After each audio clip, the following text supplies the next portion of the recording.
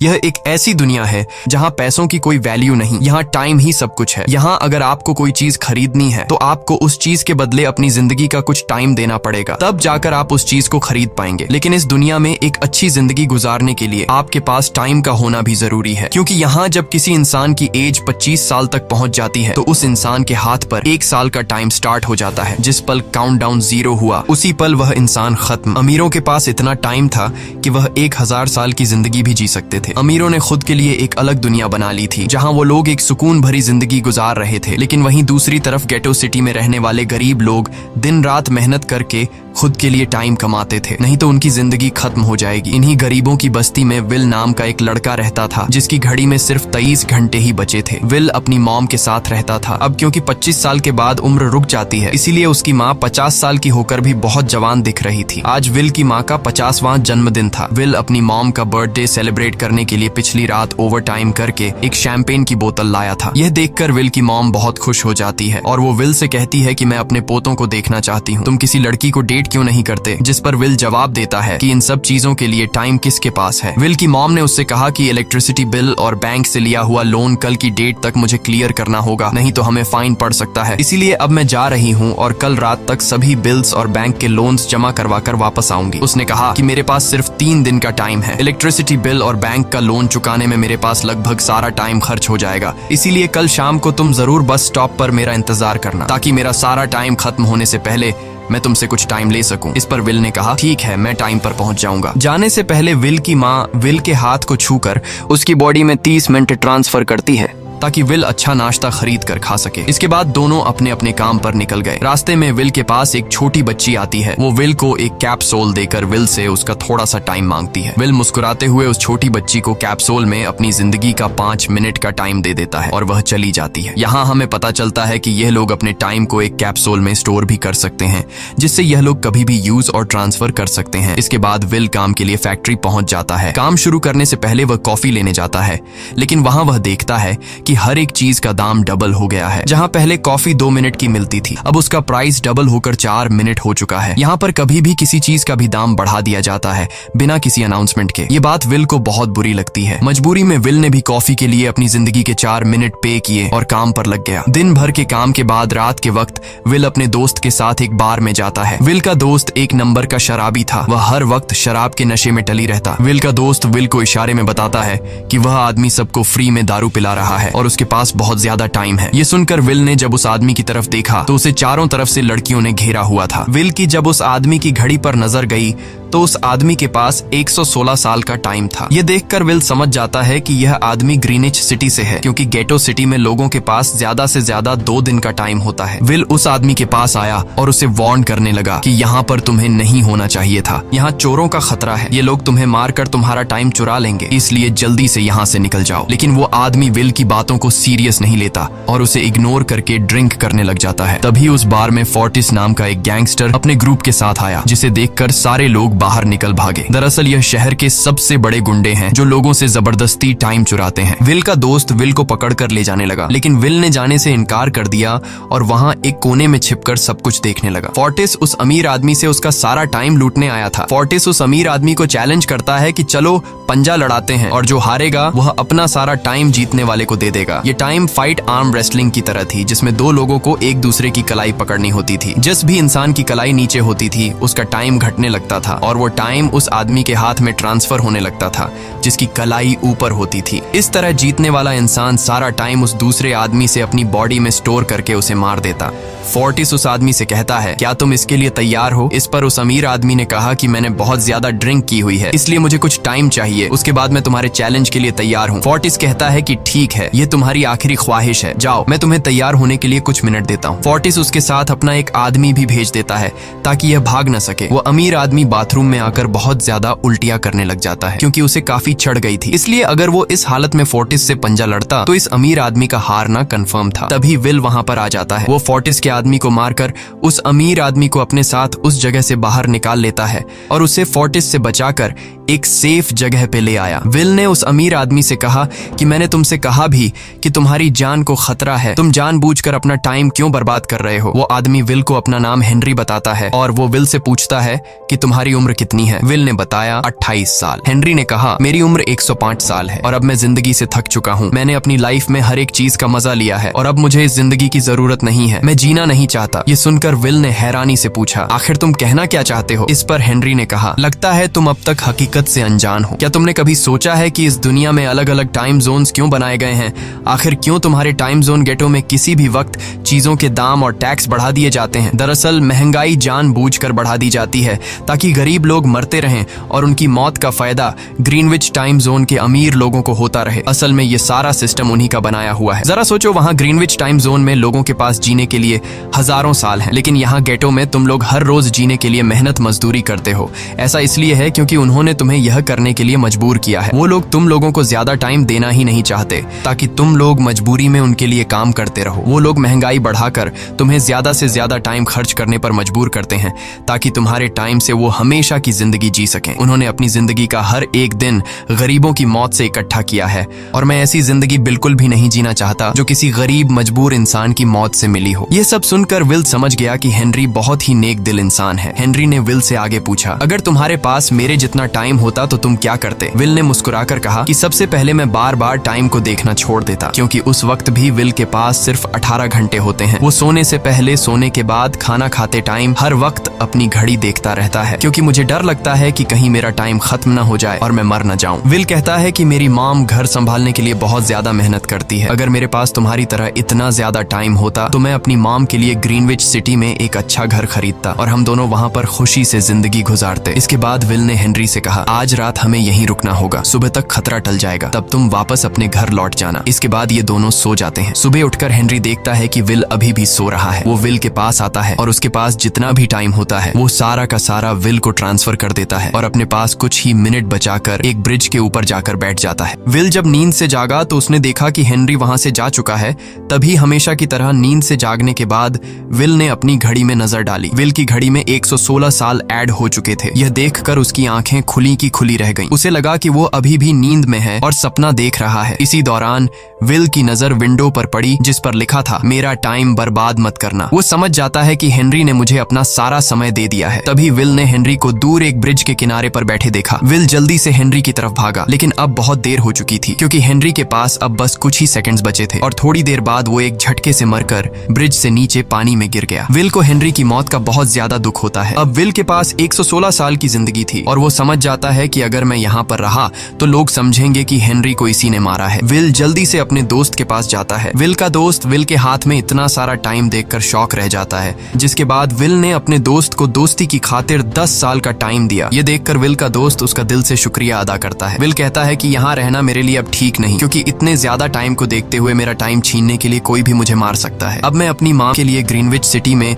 एक अच्छा सा घर खरीद सकता हूँ और वहाँ पर एक सेफ लाइफ गुजारूंगा। जिसके बाद विल अपने दोस्त को गुड बाय कहकर वहाँ से निकल जाता है और सीधा उस बस स्टॉप पर जाकर मॉम का इंतजार करने लगता है, जहाँ 2 दिन पहले उसकी मॉम ने उससे कहा था कि मैं इलेक्ट्रिसिटी का बिल और बैंक का लोन चुकाकर इस बस स्टॉप पर पहुंचूंगी। दूसरी तरफ विल की मॉम सारे लोन और बिल्स भरने के बाद घर लौटने के लिए बस में चढ़ी, पर तभी उसे पता लगा कि एक ही दिन में बस की टिकट के दाम डबल हो गए थे। पहले जहां टिकट 1 घंटे में आती थी वहीं अब प्राइस 2 घंटे हो गया था। ये देखकर विल की मॉम बहुत ज्यादा परेशान हो जाती है क्योंकि विल की मॉम के पास सिर्फ 1.5 घंटा बचा था। विल की मॉम बस ड्राइवर से रिक्वेस्ट करती है कि अगले स्टॉप पर मेरा बेटा उसे बाकी का टाइम दे देगा, लेकिन बस ड्राइवर ने साफ इनकार कर दिया और कहा कि अगर टाइम नहीं है तो फिर पैदल चली जाओ। लेकिन विल की मॉम को पता था कि अगला बस स्टॉप बहुत दूर है, अगर वह पैदल भी जाती है तो उसे पहुंचने में 2 घंटे लगेंगे। उस वक्त बस में ढेर सारे पैसेंजर्स सवार थे। विल की मॉम ने उनसे भी रिक्वेस्ट की पर किसी ने भी उनकी मदद नहीं की। इतने में ही बस वहां से निकल गई। विल की मॉम रेचल के पास ज्यादा टाइम नहीं बचा था, इसलिए वह दौड़ती हुई पैदल घर की तरफ भागने लगी। दूसरी तरफ विल अपनी मॉम के लिए फूलों का गुलदस्ता लिए बस स्टॉप पर उनका इंतजार कर रहा था, क्योंकि आज उसे अपनी मॉम का बर्थडे सेलिब्रेट करना था। बस जब उस स्टॉप पर पहुंची तो कई सारे पैसेंजर्स उतर आए, पर उनमें से विल की मॉम नहीं थी। विल यह देखकर परेशान हो जाता है और उसे समझ आ गया कि जरूर उसकी मॉम मुसीबत में है। वह उसी वक्त अपनी मॉम की तलाश में भागा। उधर रेचल के पास अब कुछ ही मिनट बचे थे। वह रास्ते में आने वाली गाड़ियों और लोगों के घरों का दरवाजा पीट पीट कर आकर उनसे थोड़ा समय उधार मांग रही थी, लेकिन कोई भी उसकी मदद करने को तैयार नहीं था। इधर विल जब कुछ दूर गया तो उसे उसकी मॉम दौड़ती हुई नजर आ गई। अपनी मॉम को भागते हुए देख विल समझ गया कि उनके पास ज्यादा टाइम नहीं है। वह अपना हाथ आगे करके तेजी से उनकी तरफ दौड़ने लगा। उधर रेचल के पास अब सिर्फ 10 सेकंड्स ही रह गए थे। वह भी पूरी तेजी से विल की ओर भाग रही थी, लेकिन जैसे ही रेचल अपने बेटे विल के पास पहुंची, उसका टाइम खत्म हो जाता है और वह मर जाती है। यह देखकर विल को बहुत दुख होता है, क्योंकि उसने अपनी मॉम के लिए क्या कुछ नहीं सोचा था। वह चीख चीख कर रोने लगा। अगली सुबह तक हेनरी की डेड बॉडी टाइम कीपर्स को मिल चुकी थी। ये टाइम कीपर्स वहां पर इन्वेस्टिगेशन करते हैं। आज की दुनिया में टाइम कीपर्स होते थे जो पुलिस की तरह थे। इन टाइम कीपर्स का काम भी क्राइम को रोकना होता है। टाइम कीपर्स के ऑफिसर रेमंड ने उस जगह में अच्छी तरह से जांच की, लेकिन उसे कोई भी क्लू नहीं मिला। तभी रेमंड की नजर उस ब्रिज के पास लगे सीसीटीवी कैमरा की तरफ गई। वह सीसीटीवी फुटेज चेक करने सीसीटीवी रूम के लिए निकल पड़ा। दूसरी तरफ विल समझ चुका था कि उसकी मॉम की मौत के लिए ग्रीनिच में रहने वाले अमीर लोग ही जिम्मेदार हैं,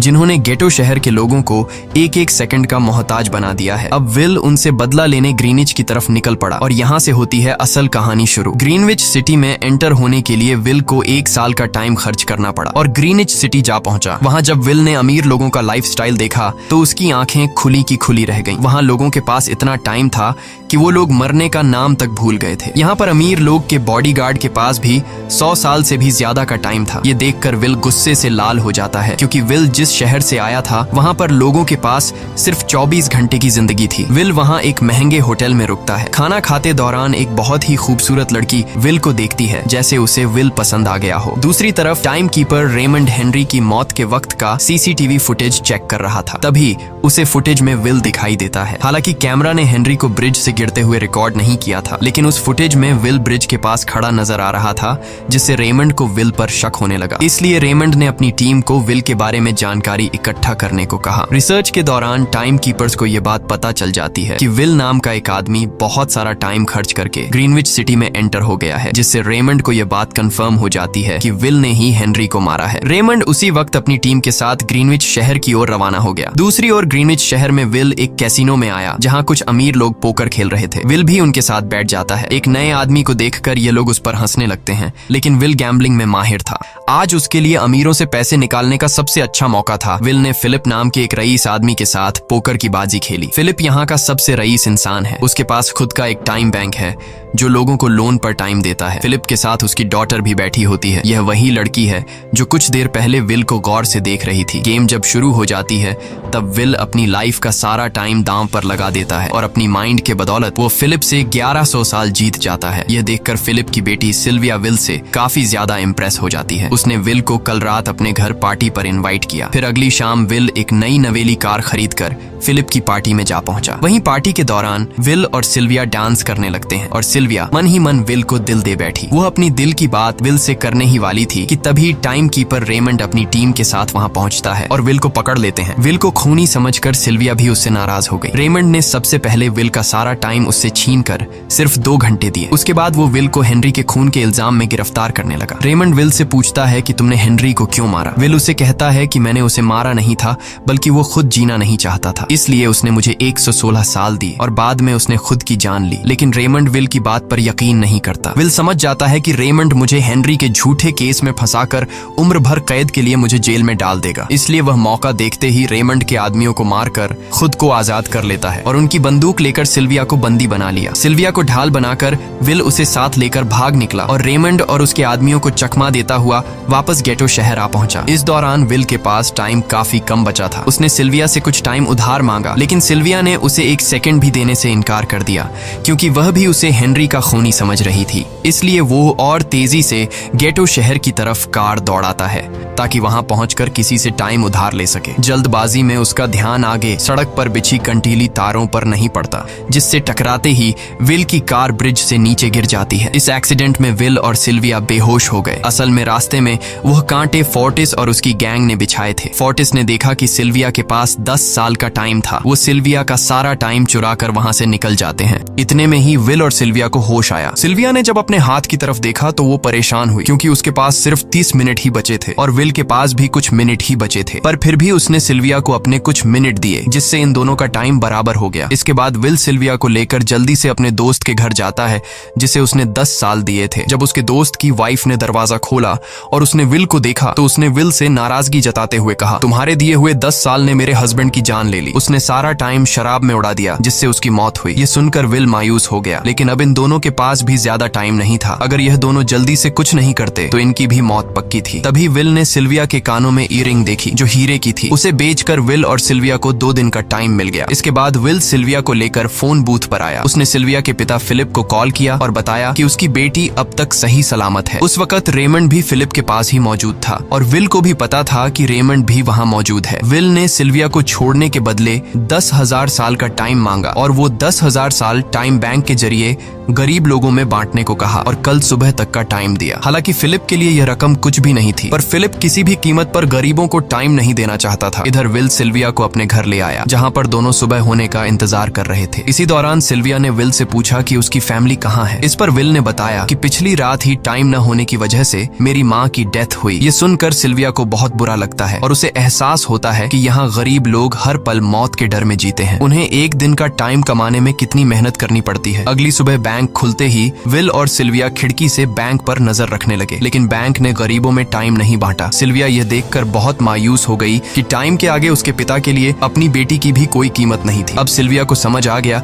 कि उसके पिता सिर्फ बिजनेसमैन नहीं है, बल्कि वो इस सिस्टम के हेड हैं। वो गरीब लोगों की मौत से अपनी जिंदगी के साल जमा करते हैं। सिल्विया को यूं मायूस देखकर विल ने उसे वापस घर भेजने का फैसला किया। वो उसे फोन बूथ पे ले आया और अपने पिता को कॉल करके अपने लिए मदद बुलाने को कहा। इस दौरान विल सिल्विया को वेपन भी दे देता है ताकि वो खुद की हिफाजत कर सके। इधर सिल्विया फोन पर अपने पिता से बात कर रही थी कि तभी टाइम कीपर रेमंड चुपके से वहां आ पहुंचा और विल पर गन तान दी। रेमंड विल पर गोली चलाने ही वाला था कि तभी सिल्विया ने रेमंड को देख लिया और घबराहट में रेमंड पर गोली चला दी। ये देख विल घबरा कर रेमंड के पास आया। हालांकि वो गोली रेमंड के हाथ को छू कर निकल गई थी। रेमंड के हाथ से बहुत खून निकल रहा था। विल ने रेमंड की घड़ी देखी। रेमंड के पास सिर्फ 2 घंटे बचे थे। दरअसल टाइम कीपर्स को भी सैलरी के तौर पर हर रोज 1 दिन का ही टाइम मिलता था। विल समझ गया कि जब तक रेमंड के पास उसके टीम वाले पहुंचेंगे तब तक रेमंड का ज्यादा खून बहने की वजह से उसकी मौत हो गई होगी। इसलिए विल रेमंड को 2 घंटे का टाइम देते हुए रेमंड की कार को लेकर वहां से निकल गया। रेमंड को गोली मारकर अब सिल्विया भी क्राइम लिस्ट में आ चुकी थी। हालांकि विल ने सिल्विया से कहा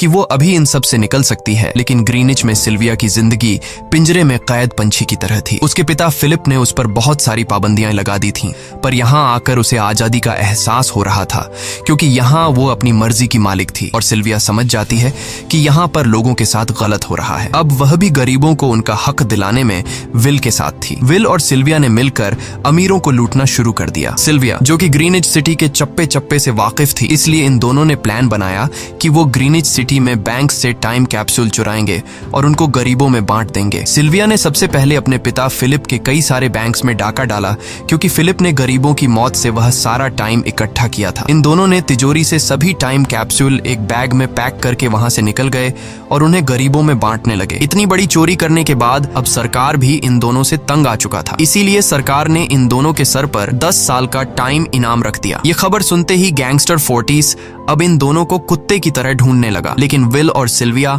हर रोज अपना ठिकाना बदलते रहते थे जिससे वो किसी के हाथ नहीं आते थे। यह दोनों एक होटल में छुपे हुए थे। इनके पास टाइम की कमी तो थी नहीं, इसलिए उन्होंने पूरे होटल को ही बुक कर लिया था। फोर्टिस इन दोनों की तलाश में उस होटल के बाहर आ पहुंचा। वहां उसने कुछ लोगों को पकड़कर उनसे विल और सिल्विया के बारे में पूछने लगा, लेकिन उन लोगों पर विल और सिल्विया के बहुत एहसानात थे, इसलिए ये लोग मरने के लिए तो तैयार थे, पर विल और सिल्विया का ठिकाना बताने के लिए तैयार नहीं थे। लेकिन जब फोर्टिस ने उन लोगों पर बहुत ज्यादा जोर जबरदस्ती की तो उनमें से एक बंदा मौत के डर से फोर्टिस को उस होटल के बारे में बता देता है जहां विल और सिल्विया छुपे हुए थे, जिसके बाद फोर्टिस फौरन अपनी गैंग के साथ वहां पर पहुंच जाता है और इन दोनों को पकड़ लेता है। अब विल और सिल्विया का उनसे बच पाना नामुमकिन था। फोर्टिस ने विल को एक टेबल पर बैठा दिया और उसे टाइम फाइट के लिए चैलेंज किया। विल समझ गया कि अगर मैंने चैलेंज से इनकार किया तो फोर्टिस के गैंग वाले लोग मुझे मार देंगे, इसलिए क्यों ना आज इसके साथ पंजा आजमाया जाए। फोर्टिस और विल ने एक दूसरे की कलाई पकड़ ली और मौत का खेल शुरू हुआ। फोर्टिस माहिर खिलाड़ी था, उसने शुरुआत में ही विल का हाथ नीचे कर दिया, जिससे विल का टाइम तेजी से फोर्टिस में ट्रांसफर होने लगा। लेकिन विल बिल्कुल जोर ही नहीं लगा रहा था, जैसे कि वो जानबूझकर हार रहा हो। पर जैसे ही विल के पास अपनी लाइफ के 3 से 4 सेकंड बचे, तभी विल ने ने अपनी पावर दिखाई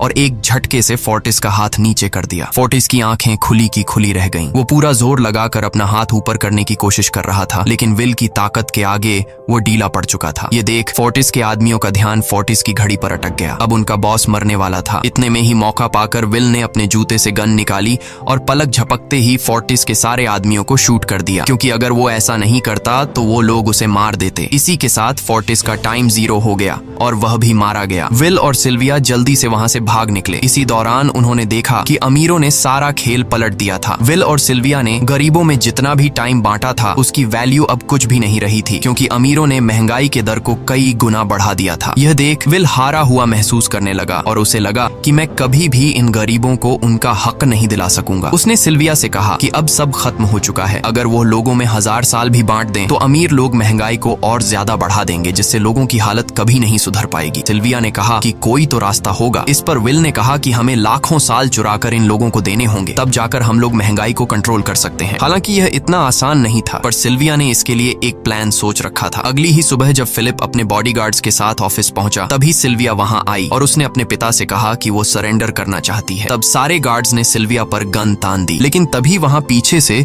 गार्ड के बेस में छिपा विल वहां आ पहुंचा। उसने फिलिप के सर पर गन रखी और उसके जरिए लॉकर का दरवाजा खुलवाया। विल और सिल्विया ने फिलिप के लॉकर से एक टाइम कैप्सूल चुरा लिया, जिसमें 10 लाख साल का टाइम मौजूद था। इस टाइम कैप्सूल का एक साल गरीबों की ही मौत से आया था। विल और सिल्विया वह टाइम कैप्सूल लेकर भाग जाते हैं। इधर रेमंड को जब यह बात पता चली तो वह फौरन विल और सिल्विया के पीछे लग गया। जब रेमंड ने अपने हाथ पर घड़ी को देखा तो उसके पास 1 घंटे से भी कम टाइम बचा हुआ था। वह हेडक्वार्टर कॉल करके कहता है कि मुझे मेरी सैलरी कैप्सूल में भेज दो, मेरे पास टाइम कम है। लेकिन इससे पहले कि वह अपनी बॉडी में कैप्सूल से टाइम ट्रांसफर कर पाता, उसे विल की कार दिख जाती है और वह कैप्सूल से अपनी बॉडी में बिना टाइम ट्रांसफर किए उनके पीछे लग जाता है, क्योंकि अगर वो 10 लाख साल गरीबों को मिल जाते तो गेटो टाइम जोन का हर एक इंसान अमर हो जाता और अमीरों का बनाया पूरा सिस्टम तहस नहस हो जाता। रेमंड ने विल और सिल्विया को पकड़ने के लिए अपनी पूरी जी जान लगा दी, लेकिन वो उन्हें रोक नहीं पाया। विल और सिल्विया रेमंड को चकमा देकर गेटो शहर आ गए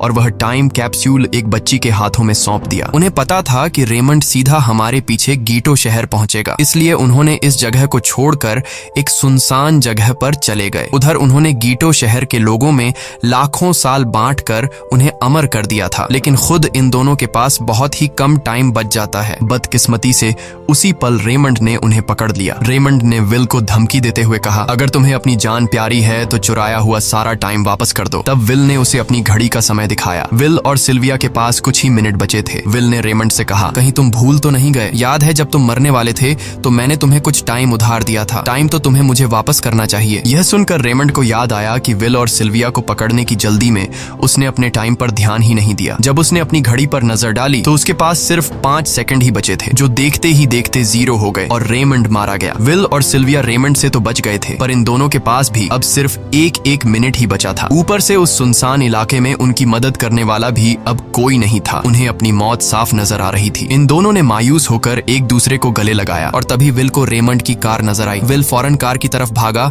और वहां पहुंचकर उसने रेमंड की सैलरी का टाइम अपनी घड़ी में ट्रांसफर कर दिया। इसके बाद वह सिल्विया को भी टाइम देने उसकी ओर भागने लगा। सिल्विया भी तेजी से विल की ओर दौड़ रही थी। सिल्विया के पास कुछ ही सेकंड्स बचे हुए थे। यह बिल्कुल उसी तरह का पल था जिस तरह से विल ने अपनी मॉम को खोया था। विल ने अपनी मॉम को तो खो दिया था, पर सिल्विया को नहीं खोना चाहता था। विल सिल्विया के बिल्कुल करीब ही था, पर तभी सिल्विया विल की बाहों में गिर पड़ी। लकीली विल ने सही वक्त पर सिल्विया का हाथ थाम लिया था, जिससे उसकी जान बच गई। विल और सिल्विया की बदौलत अब डेटन शहर के सारे लोग अमर हो चुके थे। अब उन्हें 1-1 घंटे कमाने के लिए फैक्ट्रीज में काम करने की जरूरत नहीं थी। वह सभी अपने सपनों को पूरा करने ग्रीनिच शहर की ओर निकल पड़े, जिससे अमीरों का बनाया सारा सिस्टम फेल हो गया। वहीं इसी के साथ यह कहानी खत्म हो जाती है। अगर आपको वीडियो अच्छी लगी हो तो हमारे चैनल को सब्सक्राइब और वीडियो को लाइक जरूर कीजिएगा।